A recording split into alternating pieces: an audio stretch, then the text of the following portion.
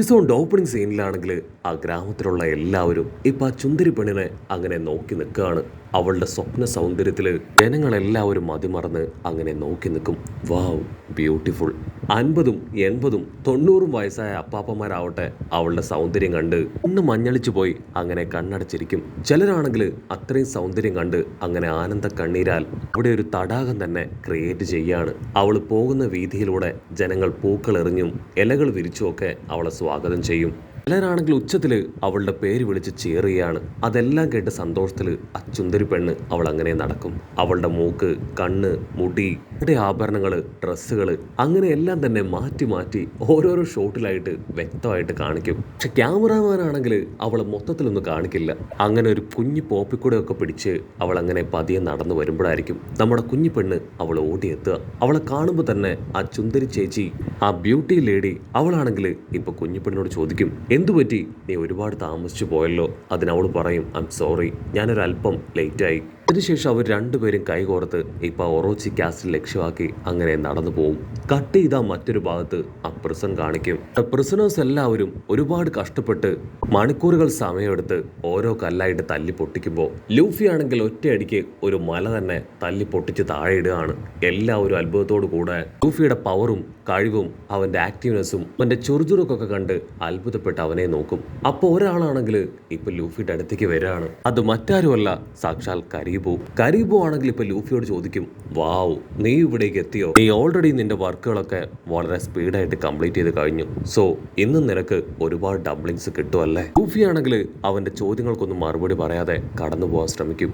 അതിനുശേഷം flash back ആലോചിക്കും. Flash ബാക്കിൽ ആ ഫിഷ്മാൻ ഐലാൻഡിലേക്ക് പോകുന്ന വഴിയിലാണ് കരീബോ ഇവരുടെ കപ്പലിലേക്ക് കയറി പറ്റുന്നത്. അതിനുശേഷം നമ്മുടെ ആൾക്കാർ അവനെ പിടിച്ച് ഒരു ബാരലിൽ അടച്ചു വെച്ചു. ഫിഷ്മാൻ ഐലാൻഡിലേക്ക് എത്തിയതിനു ശേഷം അവിടെ ഉണ്ടായിരുന്ന മർമെയ്ഡ്സുകളെ അവൻ തട്ടിക്കൊണ്ടു പോകാൻ ശ്രമിച്ചു. പക്ഷെ അവിടെ വെച്ച് ലൂഫി ആണെങ്കിൽ അവനെ തല്ലി പഞ്ചറാക്കി. അവനാണെങ്കിൽ അവിടുന്ന് രക്ഷപ്പെട്ട് മറ്റൊരു ഐലാൻഡിലേക്ക് വന്ന് ആ ഐലാൻഡിനെ പൂർണ്ണമായി അവന്റെ കൺട്രോളിലാക്കാൻ ശ്രമിച്ചു. അവിടേക്ക് വന്ന ഡ്രേക്ക് ആണെങ്കിൽ അവനെ അടിച്ച് തൂഫാനാക്കി ഇവിടെയുള്ള ഈ പ്രിസണിൽ കൊണ്ടുവന്നിട്ടു.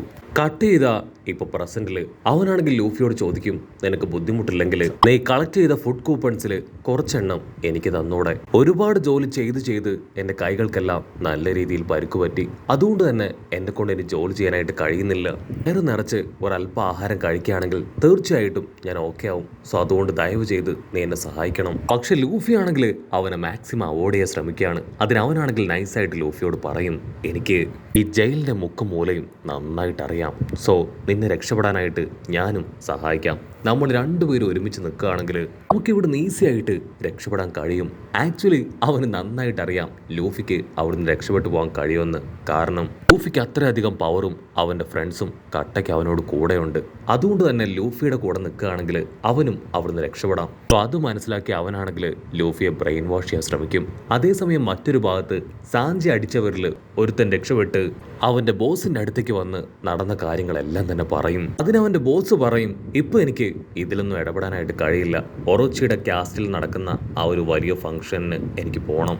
കട്ട് ചെയ്ത മറ്റൊരു ഭാഗത്ത് ഒരു വില്ലൻ, അവനാണെങ്കിൽ ആ സ്വപ്ന സുന്ദരി പെണ്ണ് അവളങ്ങനെ നടന്നു വരുന്നത് നോക്കി നിൽക്കും. അതിനുശേഷം അവളെ കിഡ്നാപ്പ് ചെയ്യാൻ പല മോൺസ്റ്റേഴ്സ് ഒക്കെ ആയിട്ട് അവനങ്ങനെ റെഡി ആയിട്ട് നിൽക്കും. അതേസമയം ഇവിടെ ആ സ്വപ്ന സുന്ദരി പെണ്ണ് അവളങ്ങനെ ഹായിയായി കാസ്റ്റിൽ നോക്കി നടക്കുകയാണ്.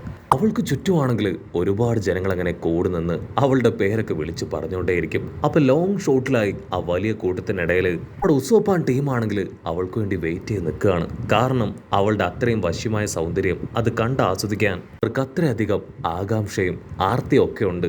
അവരാണെങ്കിൽ കണ്ണുമ ചിമ്മാതെ അവൾ വരുന്നത് നോക്കി നിൽക്കും. അടുത്ത നിമിഷം അവളെ തകർക്കാനായിട്ട് കുറച്ചു പേര് വമ്പൻ ആയുധങ്ങളൊക്കെ ആയിട്ട് അവിടേക്ക് ഓടി വരികയാണ്. അത് കണ്ട അവളുടെ സെക്യൂരിറ്റീസ് അവറ്റകളെല്ലാം തല്ലി തകർത്ത് അങ്ങനെ താഴേക്കിടും. അടികിട്ടി താഴെ വീണവരാണെങ്കിൽ ആ ചുന്ദരി പെണ്ണിന്റെ പേര് അതങ്ങനെ വിളിച്ച് നിലവിളിക്കും. അപ്പൊ അവിടുന്ന് അങ്ങനെ കട്ട് ചെയ്ത ആ ഒരു അടികിട്ടി താഴെ കിടക്കുന്ന അപ്പാപ്പന്റെ ഫ്ലാഷ് ബാക്ക് കാണിക്കും. ആക്ച്വലി ഈ ഒരു അപ്പാപ്പനും ഈ വിശ്വസുന്ദരി പെണ്ണും ഇവർക്ക് രണ്ടുപേർക്കും വളരെ മുൻപ് തന്നെ പരസ്പരം പരിചയമുണ്ട്. അവളാണെങ്കിൽ അപ്പാപ്പന്റെ കയ്യിലെ പണവും സ്വത്തും ഒക്കെ കണ്ട് ആളോട് റിക്വസ്റ്റ് ചെയ്യും, ദയവ് ചെയ്ത് എന്നെ ഇവിടുന്ന് രക്ഷിക്കണം. എനിക്കിനിയും ഈ ഒറോച്ചി കാസ്റ്റിൽ പിടിച്ചു നിൽക്കാനായിട്ട് കഴിയില്ല. ഞാൻ നിങ്ങളോടൊപ്പം വന്ന് നിങ്ങളുടെ കാര്യങ്ങൾ നോക്കി ഒതുങ്ങി കൂടിക്കോളാന്ന് പറയും. അപ്പാപ്പനാണെങ്കിൽ ആദ്യം അത് കേൾക്കുമ്പോൾ വല്ലാത്തൊരു അത്ഭുതവും സംശയമൊക്കെ തോന്നും. പക്ഷേ അവൾ അങ്ങനെ കരഞ്ഞു പറയുമ്പോൾ അപ്പാപ്പന് അത് വിശ്വാസമാവുകയാണ്. അപ്പാപ്പനാണെങ്കിൽ വലിയ എന്തോ റോക്കറ്റ് വിട്ട സന്തോഷത്തില് ആള് പണം കടം കൊടുത്ത ആൾക്കാരുടെ കയ്യിൽ നിന്നെല്ലാം ബലാത്കാരമായിട്ട് പണം പിടിച്ചു വാങ്ങും. പണം തിരികെ കൊടുക്കാൻ നിവൃത്തിയില്ലാതിരുന്ന ഒരു വയസ്സായ കപ്പിൾസിനെ ആളെ ആ അപ്പാപ്പൻ തല്ലി ഓടിക്കും. അതിനുശേഷം ആള് കളക്ട് ചെയ്ത പണമെല്ലാം ആ വിശ്വസുന്ദരിക്ക് കൊടുക്കുകയാണ്. ഇത് വെറും ഒരു സ്റ്റാർട്ടിങ് എമൗണ്ട് മാത്രമാണ്. എത്രയും വേഗം ലയബിലിറ്റീസ് എല്ലാം തീർത്ത് നീ എന്നോടൊപ്പം വരണമെന്ന് പറയും. അതിനവള് പറയും, എനിക്കൊരു അല്പസമയം മാത്രം നിങ്ങൾ തന്നാൽ മതി. ഈ പണത്തിന്റെ കണക്കുകളെല്ലാം നിങ്ങൾ സൂക്ഷിച്ചോളൂ. തീർച്ചയായിട്ടും ഇന്നല്ലെങ്കിൽ നാളെ ഞാനിത് തിരികെ തരുമെന്ന് പറയും. പക്ഷെ അപ്പാപ്പൻ ആളാണെങ്കിൽ ക്യാഷ്വലായിട്ട് പറയും, എനിക്ക് അതിൻ്റെ ഒന്നും ആവശ്യമില്ല. എനിക്ക് ആവശ്യം നിന്നെയാണ്, നിന്റെ കെയറും സ്നേഹവും അത് മാത്രം. അവളാണെങ്കിൽ അങ്ങനെ ദിവസങ്ങൾ മുൻപോട്ടേക്ക് പോകുന്തോറും കൂടുതൽ കാശ് ആ അപ്പാപ്പനോട് ആവശ്യപ്പെടുകയാണ്. അതിന് അപ്പാപ്പനാണെങ്കിൽ എല്ലാവരുടെ കയ്യിൽ നിന്നും പണം പിടിച്ചു വാങ്ങുകയും ആളുടെ സർവ്വ സമ്പാദ്യവും വിറ്റും അവൾക്ക് പണം അതങ്ങനെ ഡെയിലി കൊടുത്തുകൊണ്ടേയിരിക്കും.